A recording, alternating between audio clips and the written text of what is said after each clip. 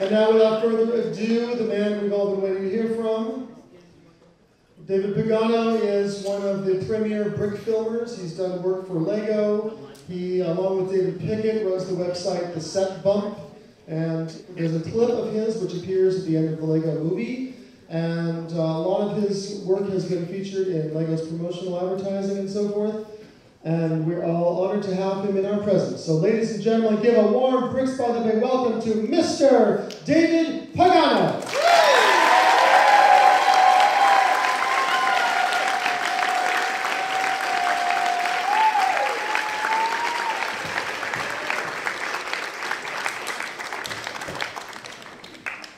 Hi. Thanks everybody for coming out. Thanks again to Bricks by the Bay and Bill Ward for inviting me here. So my name is David, and I'm an animator. Hi, David. Hi, guys. I run a small animation studio called Paganomation, where I've made a lot of different projects. This year, as Bill mentioned, you might have seen Paganomation listed in the credits of this weird film called The Lego Movie.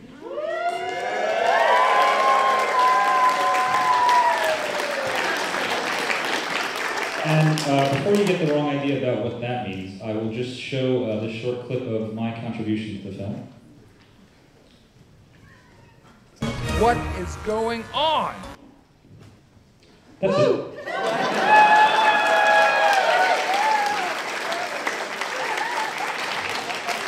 So yeah. What is going on? That's my animation right up there, and this is the extent to which it appears in the Lego movie. That's what I did, and it was actually a much longer clip that I did for a contest on rebrick.com. And some of the other entries are here in the climax of the film. Spoiler alert. Has everyone here seen the Lego movie? Okay, What Lego movie? right? So I'm going to talk pretty openly about the content of this film, so if you haven't seen it, I apologize in advance. But really, in addition to animations like that and other things, all of us kind of contributed to the Lego movie in a way, even though that sounds kind of pokey. But the filmmakers took a ton of inspiration from the kinds of things that we all make. Super detailed mock layouts, mosaics, animations, that's a very brick filmy way to solve that problem. Photography. If you watch interviews with the directors, they confirm this influence, but I think it's pretty obvious just from watching the film. And I can't think of another hobby where the people who like the product have such a direct back and forth discussion with the people who make the product.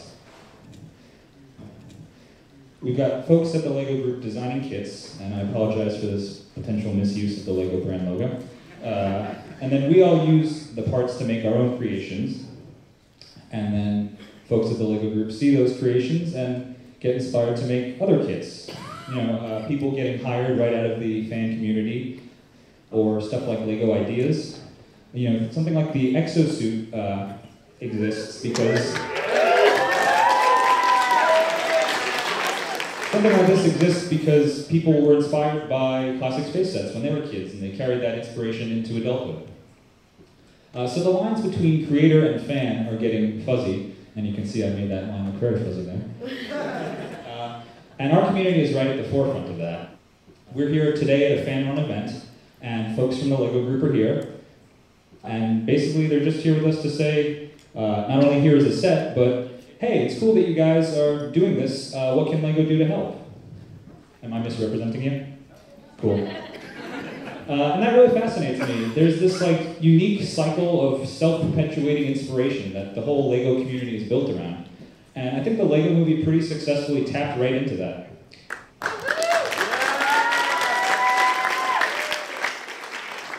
So that's part of what I want to talk about, but before I go further, I'm just going to answer a question that I'm assuming probably a lot of you have right now.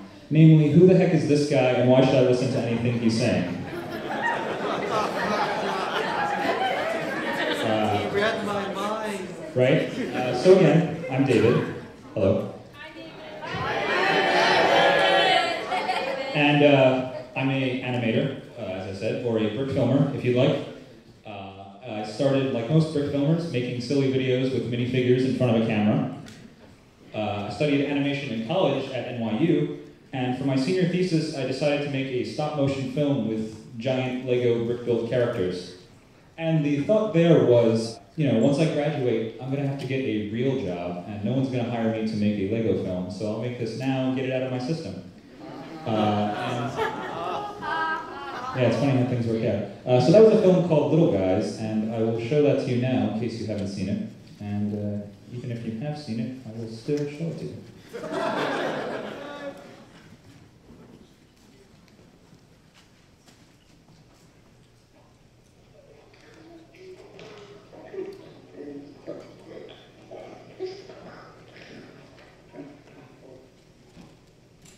What was that? Throughout time, people have asked which came first, the chicken or the egg. Maybe it was Little Guys, the exciting new toy from Paganomation. What are they?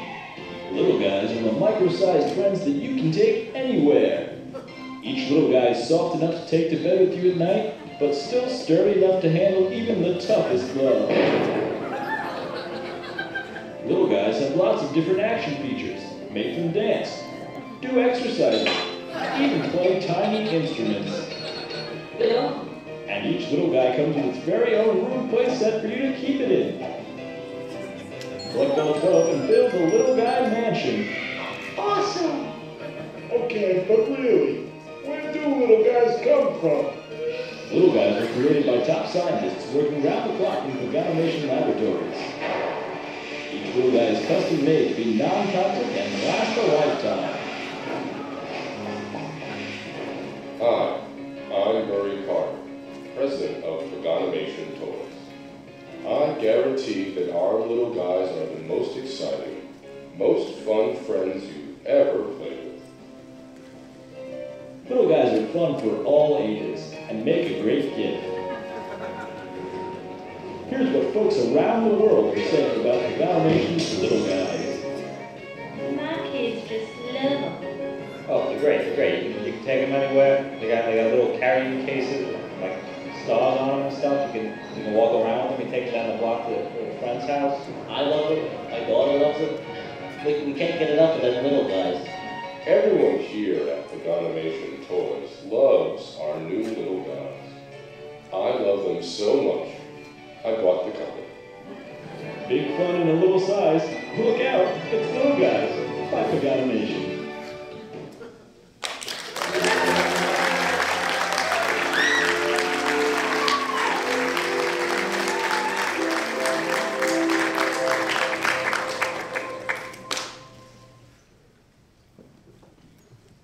So that's that film.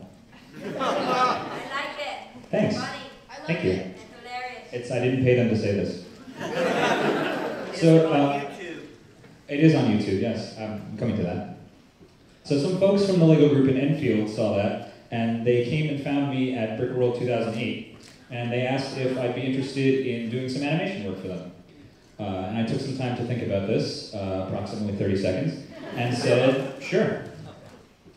So the very first gig that I actually did for the Lego group proper was some promo videos for the 2009 Space Police line, and this is what that looks like.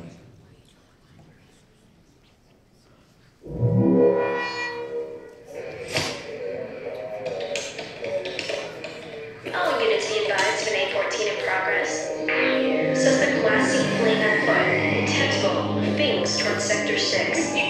Suspect identified as Squidman, aka the Mollusk Menace, aka P. Squiddy, is considered armed, dangerous, and slime-coated. I've been protecting this part of the galaxy from space threats for about 13 solar cycles now. Sure, some of these pranks might look harmless, but crime is crime, and somebody always has to clean up the mess. Lately, though, it feels like something else is going on. Something a whole lot bigger than just some intergalactic graffiti. It's up to us to find out what's getting cooked up out there in the asteroid underworld. And this guy's gonna help us by spilling the space beans all about his game. Ain't that right, buddy?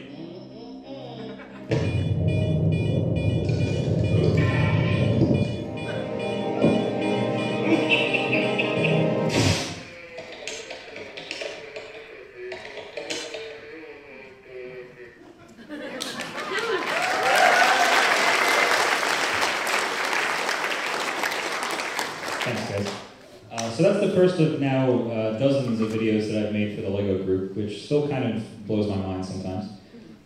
And then in terms of something kind of more aligned with what I consider my voice or style, one of the official LEGO animations I'm probably most known for is a music video called Country Building. And with this video, I will complete my belief in the comedy rule of threes.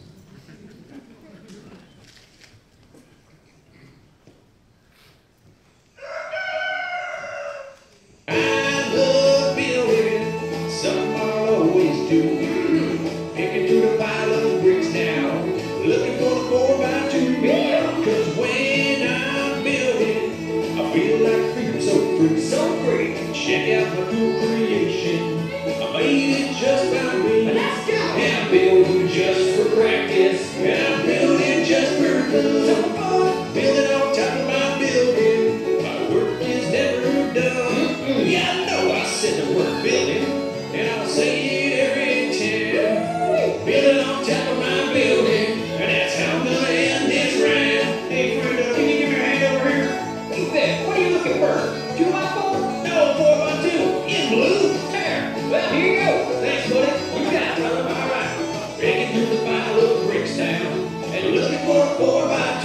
Hey, thanks again for your help, man. Anytime, brother. Now, little right on my track. Woo!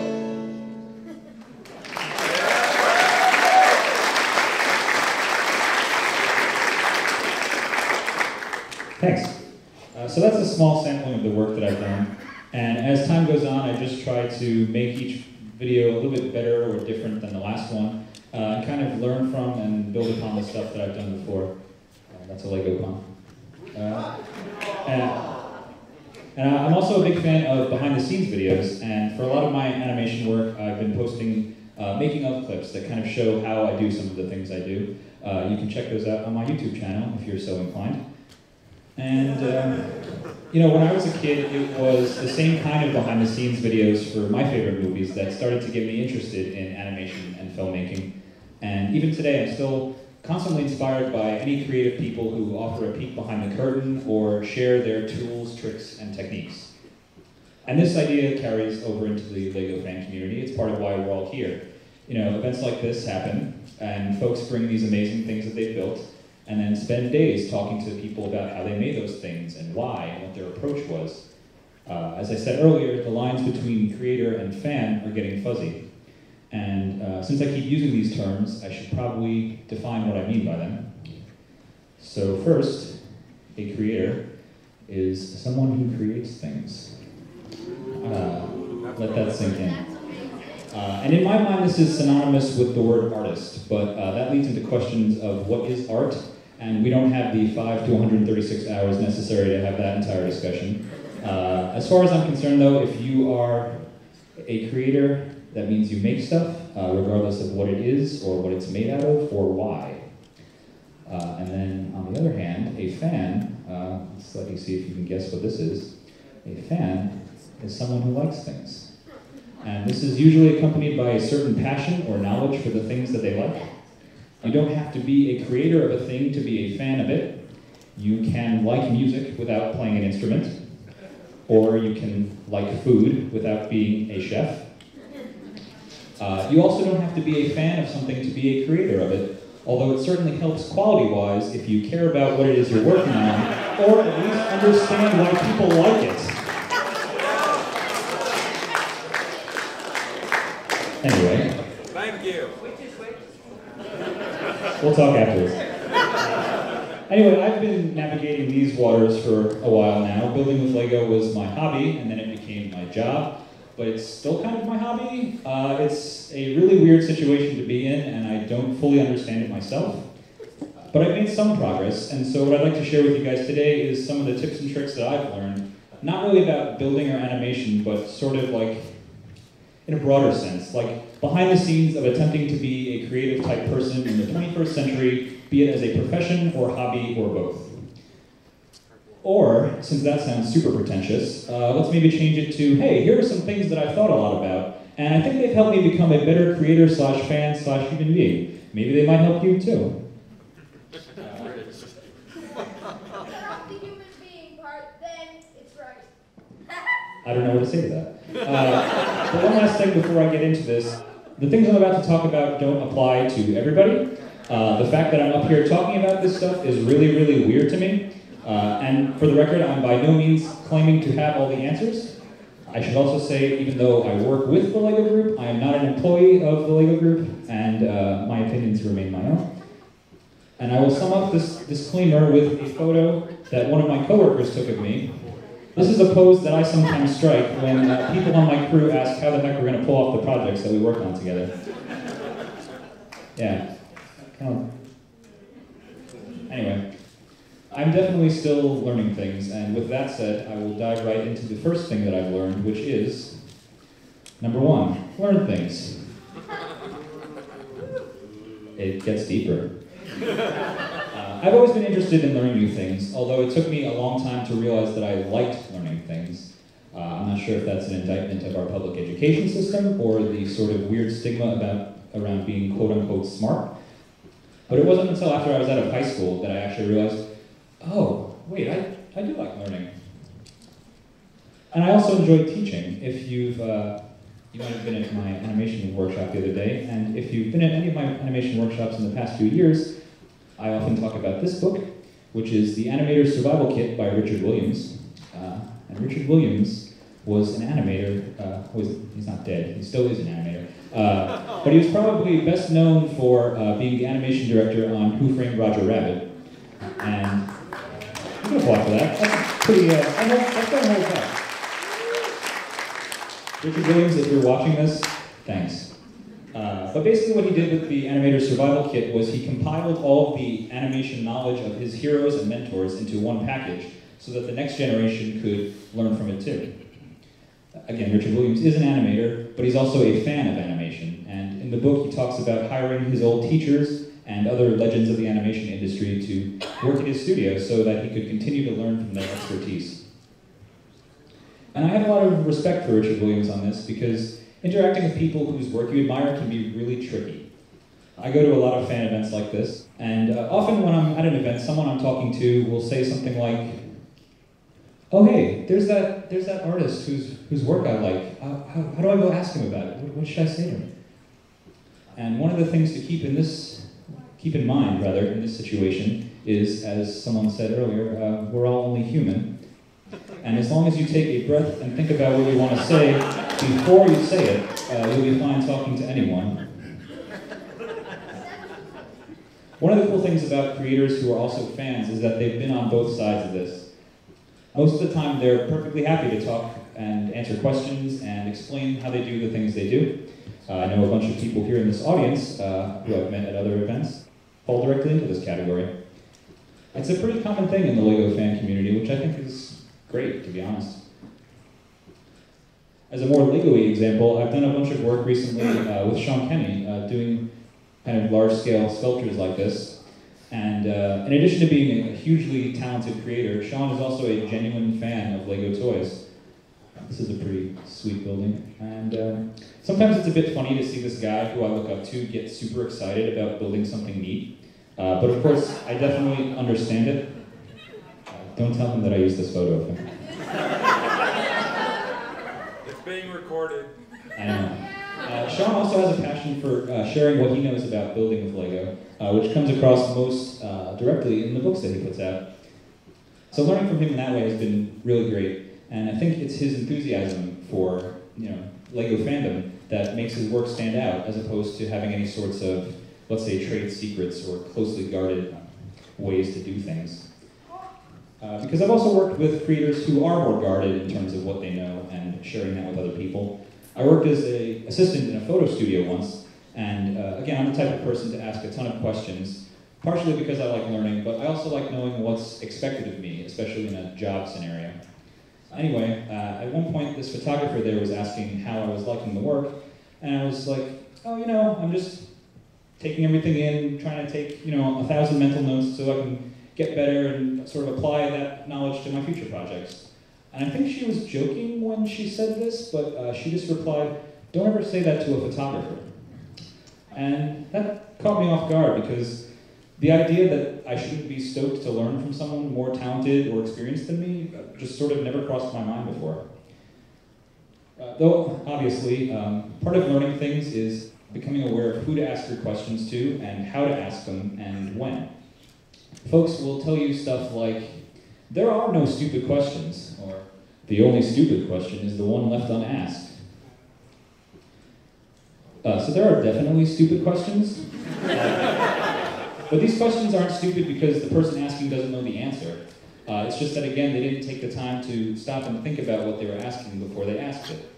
Some of this can be situational. For example, if there is an artist who you like on Facebook who posts something about how their dog died, chances are that's probably not the best time to leave a comment asking what kinds of paintbrushes they use.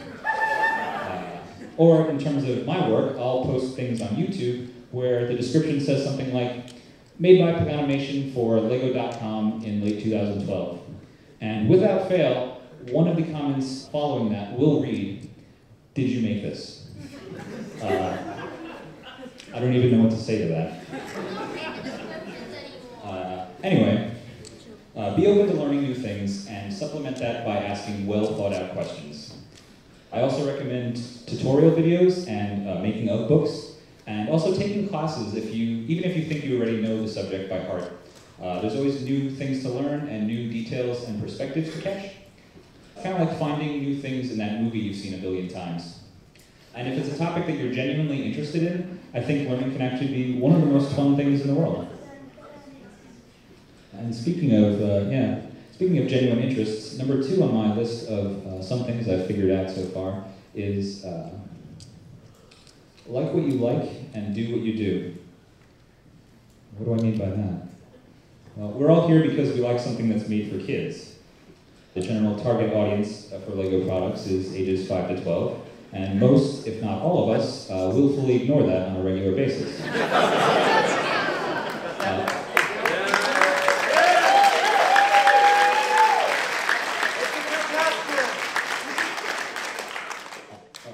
Excluding those of you who, I'm coming to that, excluding those of you who are actually 5 to 12. And this is something that they called out in the LEGO movie, and at every screening I've been to, it gets a big laugh.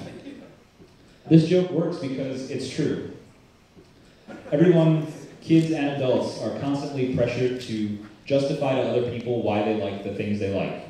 Raise your hand if you've ever had to explain to someone else or justify or defend your love of LEGO to someone else.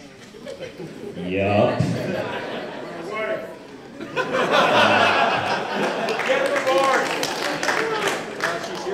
That's a whole can of worms. This is part of the speech where I have to specifically remember not to swear, because honestly that's a load of crap and it upsets me. And I will illustrate why with this very scientific flowchart. This is how I determine whether or not it's okay to like something.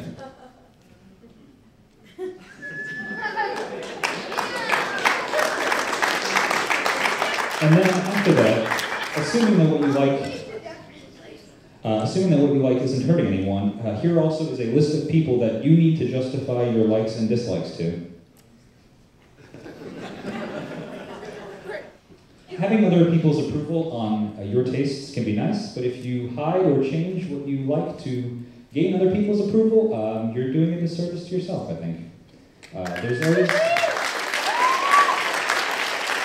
There will always be people who give you grief, no matter what you like or what you do. So you might as well be honest with them and yourself about the things you love. And the best part about that, at least as far as I can tell, is that if you can do that, then you can use that passion to power the things you create. A lot of people I meet at events also tell me things like, I'd like to get into Lego building as a hobby. I don't know whose voice this is. I'd like to get into Lego building as a hobby, but I don't know what to make. I don't have any ideas. Yes, we do. You just need to sit down and carve out some time with yourself and explore the intimidating landscape of your own mind. Everyone in this room, everyone who makes things, everyone who's a creator has something to say. And in the words of a wise old sage, don't worry about what the others are doing. You must embrace what is unique about you. In terms of my influences, I've always been a fan of the work done by the LEGO Model Shop and Master Builders. I get excited about bringing sculptures of that quality and detail to life through animation. And as a kid, I was also constantly blown away by this sort of promotional art for things like M-Tron and Pirates, which are coincidentally my two favorite themes. Things like this were always hugely inspirational to me, and I'm always trying to replicate that professional look and design sensibility in my own work.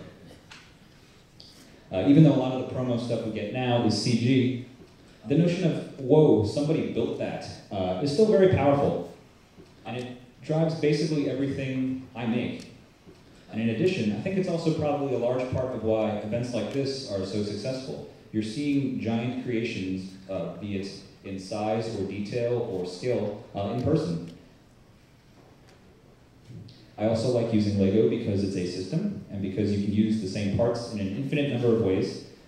I like the challenge of working within that system and solving problems with Lego bricks. The primary colors of Lego bricks fit nicely into a 1980s-ish aesthetic, which I'm, of course, all about. And in terms of stop motion, which is a bit creepy all by itself, I find that using Lego to create my films lets me explore my interest in surrealist art, which is itself the combination of ordinary objects into something both creepy and playful. Finally, there's the Toy Story aspect to my work, which, as kids, we use toys to bring our imaginary worlds to life, and when I make stop-motion films, it's kind of following the exact same idea. And I say all this to you guys not because I feel the need to justify myself to you, but because figuring out who you are and what you love is an integral part of being both a fan and a creator. And this is another instance where learning things comes into play. Not only learning things about the things you like, but also why you like them, and what they all have in common, and how all your interests might be connected.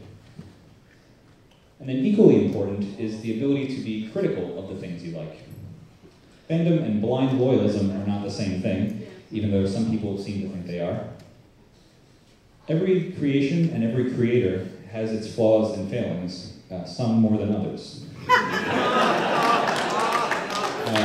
And I don't know about you, but sometimes I find that there's this expectation that if you like something, that you're supposed to like all of it, or else you're not a real fan. And that's another ridiculous concept that I will take a moment to debunk with number 3, which is, there is no supposed to. This is another cultural pressure that I find comes up a lot. One person will claim superiority over other people based on the idea that they are a more real or true version of whatever the thing is that they're talking about. So you'll hear things like, real men are supposed to dress a certain way, or real women are supposed to be interested in certain things. Or you're not a true fan of something unless you know certain facts, or like certain parts of it, or buy certain things.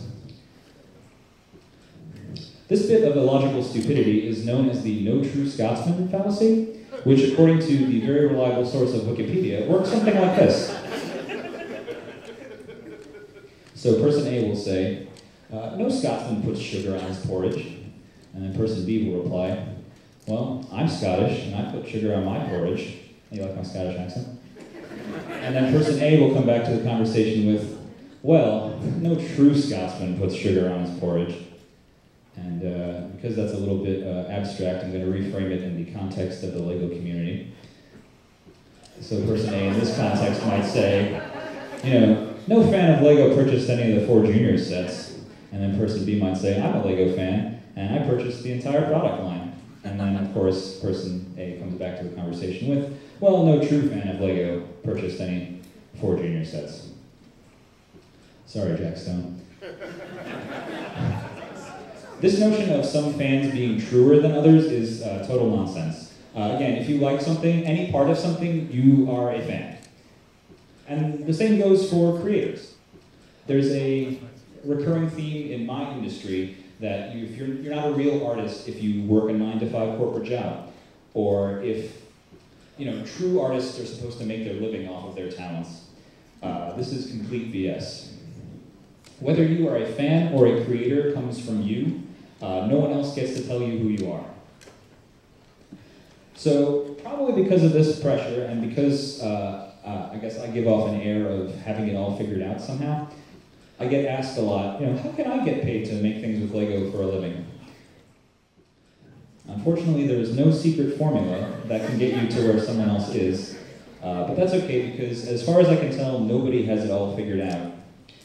One of the ways that I usually describe my career approach is with the phrase, fake it until you continue faking it. There are many times, you can clap for that, it's okay, I don't know.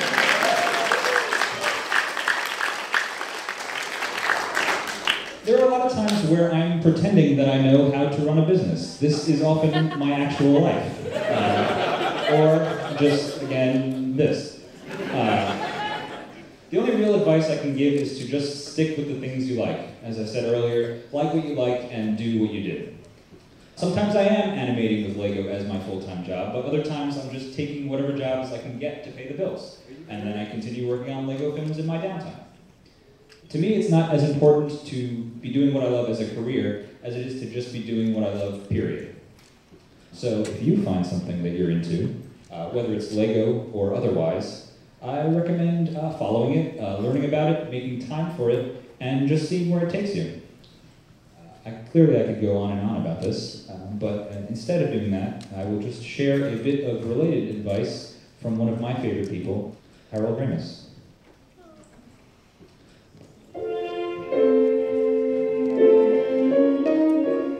It's very hard to give advice to people, because the one thing I've noticed is that every successful person has followed a different and unique path. There's no way to account for the kinds of accidental connections you make in life, the people you bump into, the person you happen to be sitting next to in a film class. You want to be a filmmaker, he wants to be a screenwriter. You know, 10 years from that day you met, he's a great screenwriter, you're ready to shoot a movie, he sends you his screenplay. You know, you can't plan that. There's no way to plan it. It's almost like you have to live your life with a certain blind confidence that if it's your destiny to succeed at these things, it will happen. If you just continue to follow a straight path, you know, to do your work as conscientiously and as creatively as you can. And to just stay open to all opportunity and experience. You know, there's a performing motto at Second City. Well, a couple of good ones that I've always tried to live by. One is just say yes instead of no. It's actually an improvisational rule that when someone offers something on the stage, you know, go with it. You know, just because it's a better human instinct to go with it rather than cutting off the dialogue or humiliating the other person or leaving them hanging out there. You know. It's about supporting the other person. And the corollary to that is if you concentrate on making other people look good, then we all have the potential to look good. You know, if you're just worried about yourself, how am I doing, which is kind of it's a refrain in Hollywood. You know, people are desperately trying to make their careers in isolation, independent of everyone around them. And I've always found that my career happened it's a result of a tremendous synergy of all the talented people I've worked with, all helping each other, all connecting and reconnecting in different combinations.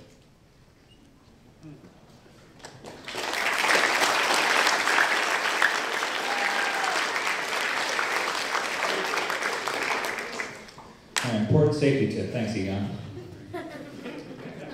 So number 4 on my list is, and don't worry, this list is coming to a close soon. Number 4 is be responsible. Anyone who's given a platform to share their ideas or make a statement has an obligation to use that platform in a conscientious way. That's part of why I'm up here right now, doing my best to wax philosophical. Both Voltaire and Uncle Ben were right. With great power comes great responsibility. And this idea applies to both creators and fans in different ways. Generally speaking, creators have an audience, and obviously you can make things and never show them to anyone, but since we're all here at Bricks by the Bay, I'm going to assume that most of the things we make were meant to be seen by other people. But anytime you put your creations on display, you need to be conscious of the messages that you're sending, whether they're intentional or not, and how your work might be interpreted by people who are different than you. As a larger example, one of the biggest issues that a lot of people, myself included, had with the Lego movie was the lack of women in the film. Really, the only one there is Wildstyle. Yes, there is Unikitty, and she is female, but she is a cat. And Wonder Woman says literally 8 words in the entire film. The less said about that, the better. Once the Lego Movie 2 was announced, director Chris McKay, who I think will be here at some point this weekend, acknowledged this problem with the first film, and he said, "I'm not sure our movie passes the Bechdel test entirely, and I think that it's important. For us, we had a lot of producers that were female who had concerns, and we were always constantly saying to ourselves, are we just a bunch of white guys sitting here making this movie from our own myopic point of view? I think it's forcing us to look at how we make a sequel and turn that into something that's more powerful and special." So asking yourself questions, yeah, I would applaud for that.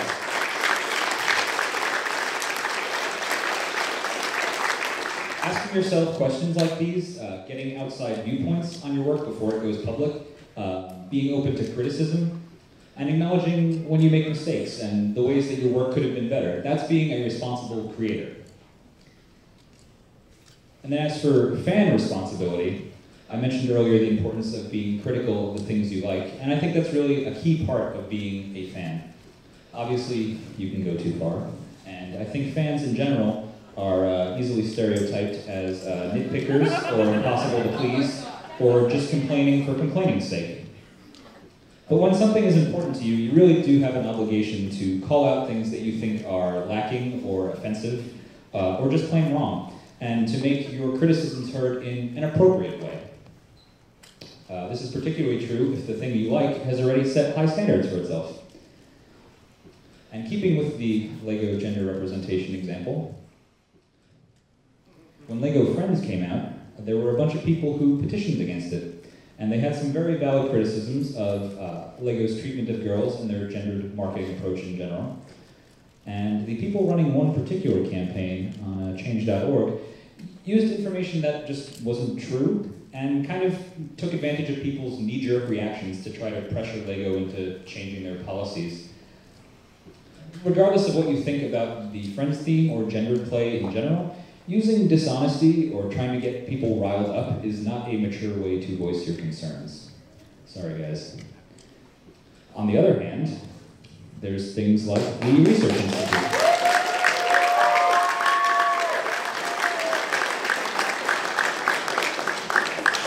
And the Research Institute basically came from the same place, but in a far more skillful and straightforward manner. The original website description for this reads, "A small set of minifigures would provide a great opportunity to add women to our Lego town or city communities. I've designed some professional female minifigures that also show that girls can become anything they want, including a paleontologist or an astronomer."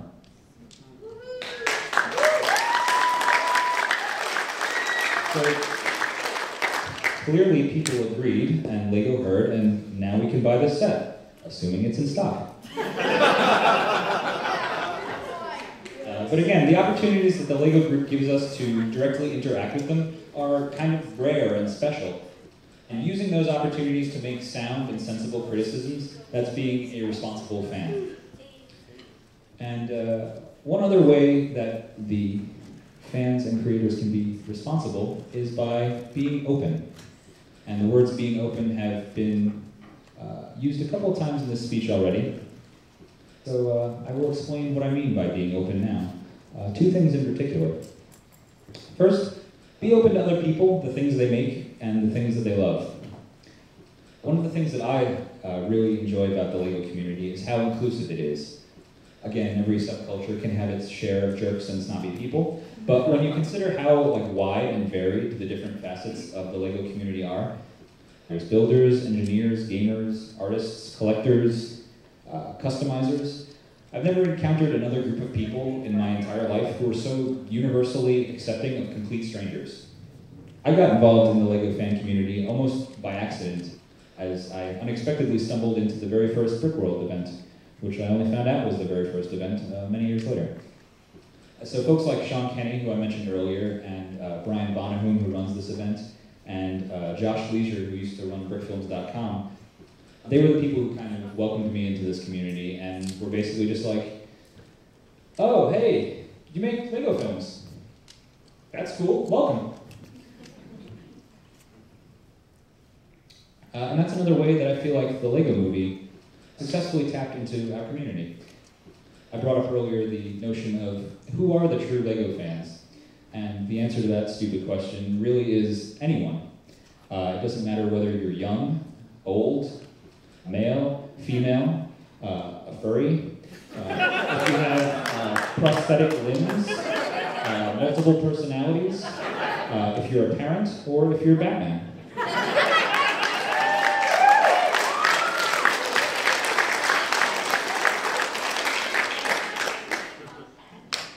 So now that I'm a veteran of these events, I feel like it's my responsibility to pay it forward and to be for the new generation what those people were for me way back when, 7 years ago. I also mentioned earlier the idea of figuring out the common threads amongst the things you like.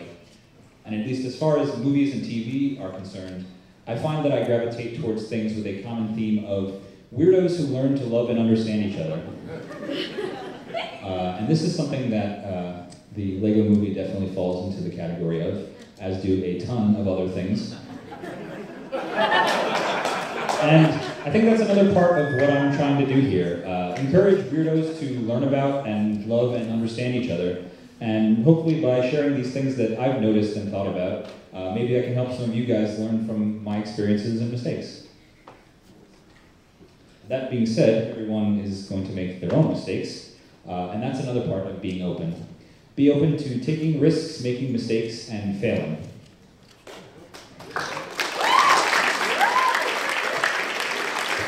I appreciate you guys applauding me as I get a chance to catch my breath. I can't stress enough how much the mistakes that I've made in my work and my life have helped me improve and grow as a person. I have made a ton of films that are just terrible. And when I teach animation workshops like the one I did yesterday, one of the things that I really try to stress is how important trial and error is. Every creator is going to create some things that are complete garbage. But I think you need to make those things that are complete garbage and get them out of your system, and then you can get to the good stuff. As a wise man once said, you don't have to be famous to get respect, you just have to be somebody. And that means being confident in who you are, being willing to take chances, and risk falling on your face, because that's the only way you're going to learn.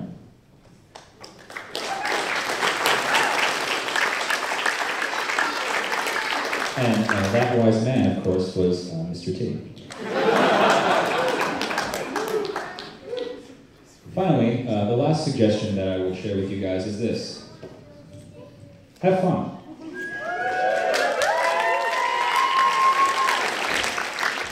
So I usually end my workshops by telling the attendees to have fun, and while it may sound like some fluff of me trying to wrap things up, I actually do mean it. Having fun may seem obvious, but as I walk the line between being a fan and being a creator, I often have to schedule or set up things in a way where I for sure allow myself the opportunity to have fun. And this could be whether it's having fun doing the work itself, or forcing myself to take a break and go do something completely different and let my creative batteries recharge. Having fun can be especially hard when your hobby becomes your job. There's an old saying that goes something like, do what you love and you'll never work a day in your life. This is also kind of nonsense. If you're anything like me, you're probably going to work harder because what you're doing will be important to you. So whether you're a fan or a creator, make sure you're having fun doing whatever it is you're doing. Or to put it another way, play well.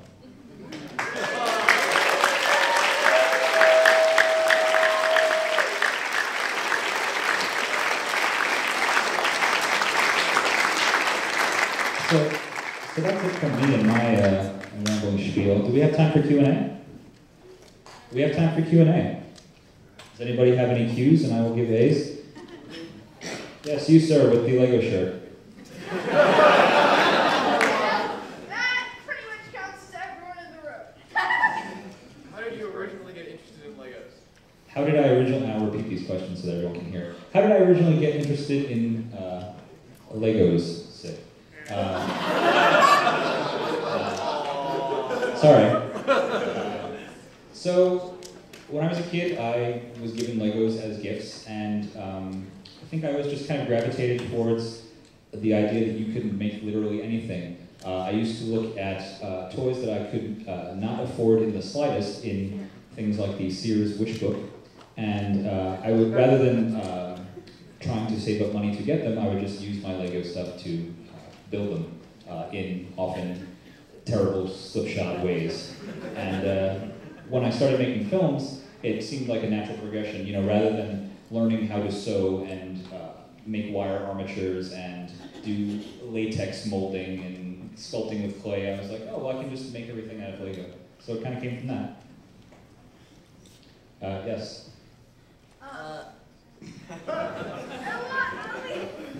You and then you. So when you say you need to make bad things to get it out of your system, yes. Is that the same way that you build Lego to try to get it out of your system first? Say the last part of that question again? Because you said you started making brick films to get that out of your system too. So I'm seeing kind of.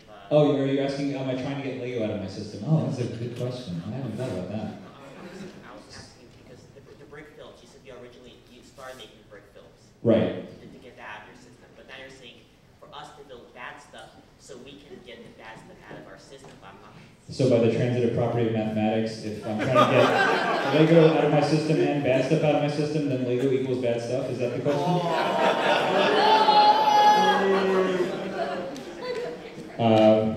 I did not intend to suggest that. No, I mean, I think that came more from a place of, again, that kind of pressure of, you're not supposed to make Lego films for a living.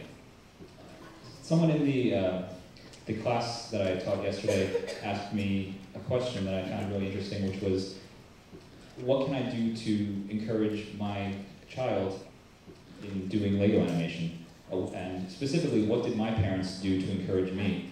And the answer that I gave was just, they never told me I couldn't, which really I think is part of why I have kind of ended up here. It's that kind of blind faith that Harold Ramis talked about. But no, I think the reason that I originally was trying to get Lego out of my system was because of that pressure, that it's not something you're supposed to do. And that's why I've come to the conclusion that that pressure is nonsense.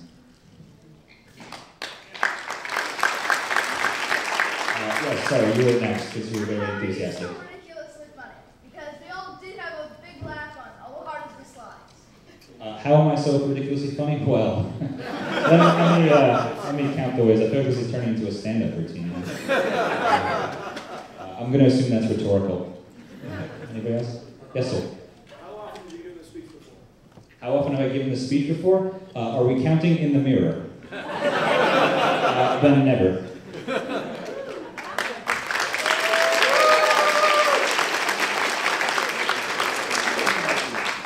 Yes. What's your favorite movie or film you've made or participated in? My favorite movie or film that I've made or participated in. This may seem like a cheap answer, but it's usually whatever I made last. Because, like I was saying before, I kind of use everything that I've learned up to that point to kind of make whatever it is that I'm working on as good as it can be. So once I finish whatever I make currently, it's usually my favorite until I make the next thing. And the most current thing I've made was, I think, like an Adventures of Max video that you can find somewhere on Lego.com. Some of you might be aware of a film called Little Guys in Space that is still in progress and has been for way too long. Yes, ma'am? Do you aspire to do movie mainstream animation, or are you like at your top loving doing Lego? The question was, do I aspire to do like mainstream animation, or am I loving Lego? So by mainstream, do you mean like CG or hand drawn or anything like that? Like CG for like Transformers, things like that. Like, do you want to do that, or is this like? I just kind of follow things that I think are neat. I'm actually really interested in like practical effects and puppeteering and models and miniatures and all that kind of stuff. So that's kind of the direction that I'd like to move in. As much as I do love computers as a tool, I also like making things with real stuff, and that's kind of where Lego directly feeds into that. But no, I'm open to doing whatever. Yes? What is that word you have on the screen? What is this word I have on the screen? No, hey, listen, that's a fine question. That's a fine question.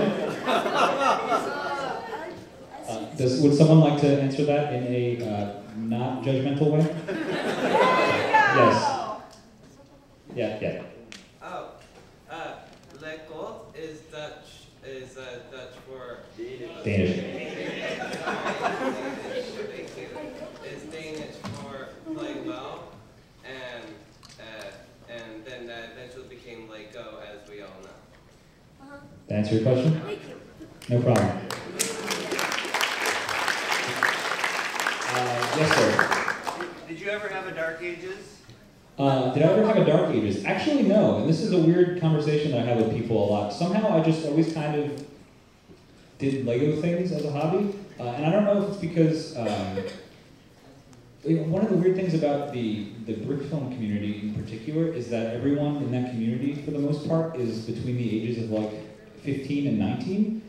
So I always feel weird when I hang out with those people because I'm much older than that. But because of that, I feel like I sort of slipped from childhood into the brick filming period, and then out of that directly into being an AFO. So I kind of bypassed the Dark Ages somehow, not intentionally. Yes, way in the back. Since we learned so much from our mistakes, what was your best mistake? Oh, that's a good question. What was my best mistake? Isn't there a song about that? I'm not going to sing it.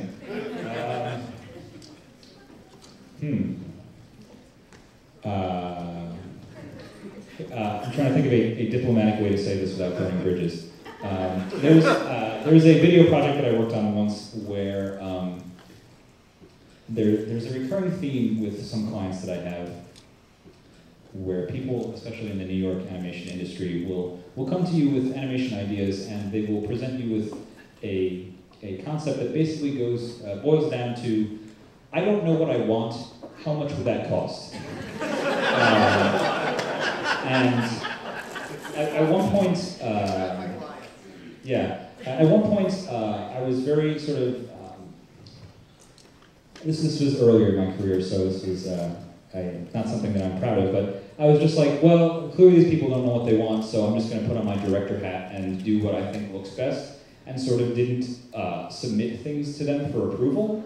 And then when it got to the end, they were like, hey, well, we were actually thinking it would be more like this. And I was like, where were you 4 months ago when we were planning this thing out?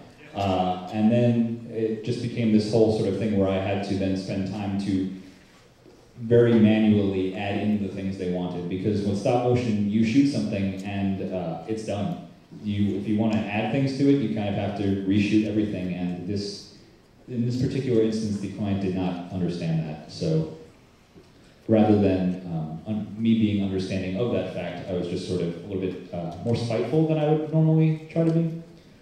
Does that answer your question? That's a good last question. Last question, Bill says. Yes? Was there a period in your lifetime, in your animation career, when you didn't do Lego animation, or did you just do Lego animation straight through? That's a good question. The question is, was there a period in my lifetime where I did not do Lego animation? So I graduated and did that film, but it wasn't until Lego folks found me at Brickworld that I started doing Lego animation stuff. And in the interim, I worked on a bunch of different things in sort of the New York animation scene. I worked on some shows for Nickelodeon, and I did some advertising work. Do you guys remember like the Sony Bravia ads where there was one in particular where there was a bunch of rabbits that kind of jump around and become a giant ball of clay, and now this is, I'm getting blank stares. All right, Google it, guys. But yeah, so I did sort of assorted New York animation-y TV and ad work until Lego came a-knocking, as it were.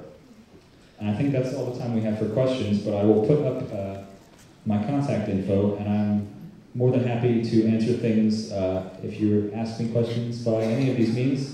I can't guarantee speed, but I can guarantee an answer. And also, I'll be here the rest of this weekend, so come accost me.